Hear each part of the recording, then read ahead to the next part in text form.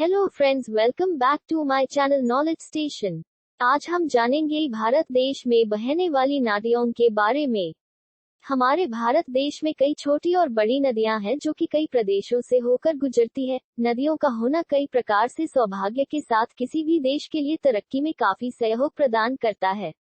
यह खेती के अलावे पर्यटन, कई जीव जंतुओं और मानव जातियों के लिए भी लाभदायक है।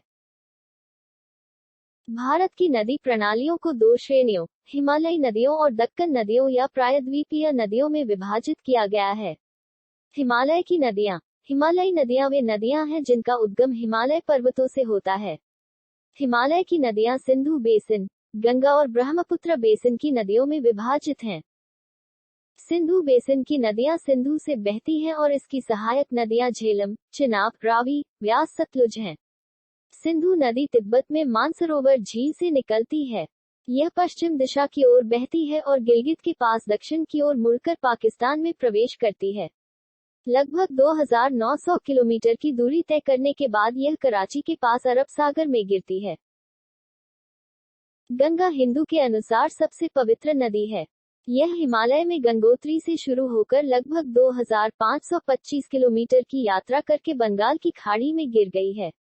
इसे दुनिया की तीसरी सबसे बड़ी नदी का दर्जा दिया गया है। गंगा के तट पर पाटलिपुत्र, काशी, इलाहाबाद, वाराणसी, कोलकाता आदि जैसे कई शहरों का विकास किया गया था। इसने पश्चिम बंगाल में सुंदरबन डेल्टा के नाम से दुनिया का सबसे बड़ा डेल्टा भी बनाया था। ब्रह्मपुत्र नदी तिब्बत में उत्तरी हिमालय के अंगसी ग्लेशियर से निकलती है, फिर अरुणाचल प्रदेश में असम में प्रवेश करती है और फिर बांग्लादेश में पद्मा नदी में मिल जाती है। इसकी लंबाई लगभग 2900 किलोमीटर है और सिंचाई और परिवहन में महत्वपूर्ण भूमिका निभाती है। यह बंगाल की खाड़ी में गिर जाती है। प्रायद्वीपीय भारत की सबसे महत्वपूर्ण नदियां गोदावरी, कृष्णा, कावेरी, महानदी, ताप्ती और नर्मदा हैं। इन नदियों को पश्चिम की ओर बहने वाली और पूर्व की ओर बहने वाली नदियों में वर्गीकृत किया गया है। पूर्व की ओर बहने वाली प्रायद्वीपीय नदियां बंगाल की खाड़ी में गिरती हैं। महानदी, गोदावरी, कृष्णा और कावेरी पूर्व की ओर बहने वाली नदियां हैं। ताप्ती और नर्मदा पश्चिम की ओर बहने वाली नदियां हैं जो अरब सागर में गिरती हैं। अब जानते हैं भारत देश की कुछ महत्वपूर्ण नदियों के बारे में।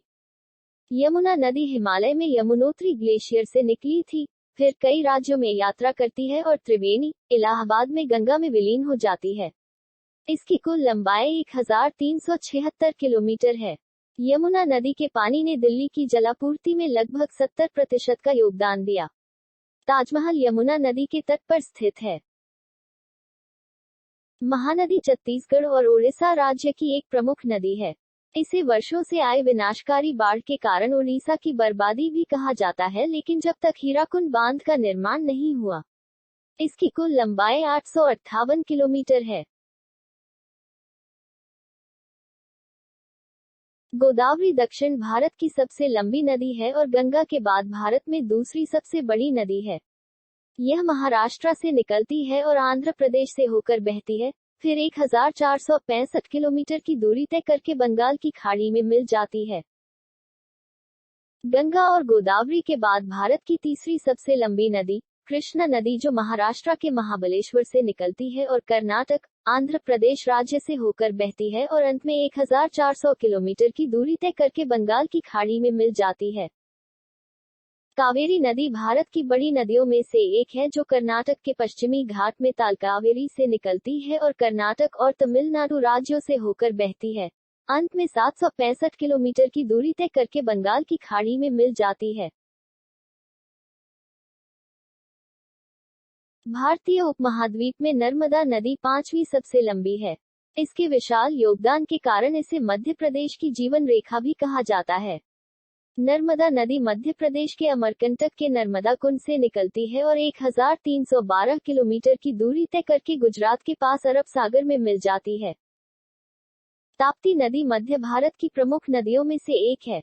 इसकी कुल लंबाई लगभग 724 किलोमीटर है जो गुजरात, मध्य प्रदेश और महाराष्ट्र राज्यों से होकर बहती है और अंत में गुजरात के पास अरब सागर के खंभात की खाड़ी में मिल जाती है। आई होप आपको मेरा ये वीडियो पसंद आया होगा। प्लीज मेरे वीडियो को लाइक करें और शेयर करें और मेरे चैनल को सब्सक्राइब करें। Thank you.